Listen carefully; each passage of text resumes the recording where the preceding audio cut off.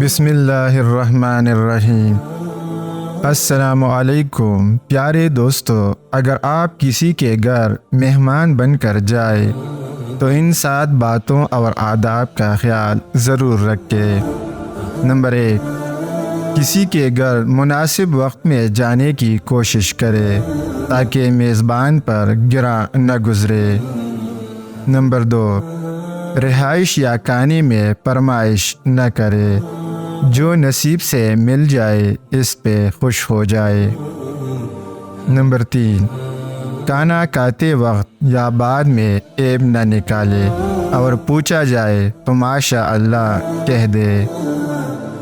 Number 4، کھانے کے بعد اللہ کا شکر بجا لائے جس نے اسے ضیافت کی توفیق دی، اور پھر گھر والوں کا شکریہ ادا کرے جنہوں نے خاطر و مدارت کی۔ نمبر 5، 3 دن سے زیادہ کسی کے یہاں نہ رکے۔ نبی صلی اللہ علیہ وسلم نے فرمایا، ضیافت 3 دن تک ہے اور اس کا تکلف 1 دن رات تک چاہیے، اور کسی مسلمان کو درست نہیں کہ اپنے بھائی کے پاس ٹھہرا رہے یہاں تک کہ اس کو گناہ میں ڈالے۔ صحابہ رضی اللہ تعالیٰ عنہم نے عرض کیا، یا رسول اللہ، کس طرح اس کو گناہ میں ڈالے گا؟ آپ صلی اللہ علیہ وسلم نے فرمایا، اس کے پاس ٹھہرا رہے اور اس کے پاس کچھ نہ ہو کھانے کے لیے۔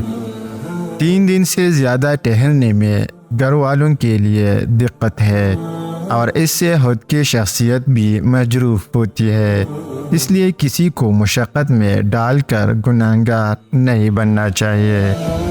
نمبر 6، مہمان کو چاہیے کہ میزبان اور پورے اہل خانہ کی زندگی اور مال میں برکت کے لیے کثرت سے دعائیں کرے۔ یہ دعائیں بھی دے سکتے ہیں، اللهم بارك لهم فيما رزقتهم واغفر لهم وارحمهم۔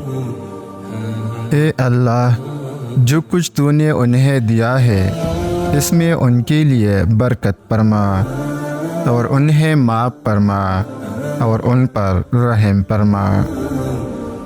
اطعم من اطعمني واسق من سقاني۔ اے اللہ، جس نے مجھے کھلایا تو اسے کھلا، اور تو اسے پلا جس نے مجھے پلایا۔ نمبر 7، جانے لگے تو گھر والوں سے اجازت طلب کرے پھر جائے، بغیر گھر والوں کے اطلاع کے نہ جائے۔ صرف مسافر کو کھلانا ہی اجر کا باعث نہیں ہے، بلکہ ایک دوسرے کو دعوت دینا اور کھانا مسنون عمل ہے۔ اس سے محبت میں زیادتی پیدا ہوتی ہے۔ جو کوئی ہمارے گھر زیارت کو آئے بغیر تکلف کے جو بن سکے پیش کرنا چاہیے، ہاں، 1 گلاس پانی ہی صحیح۔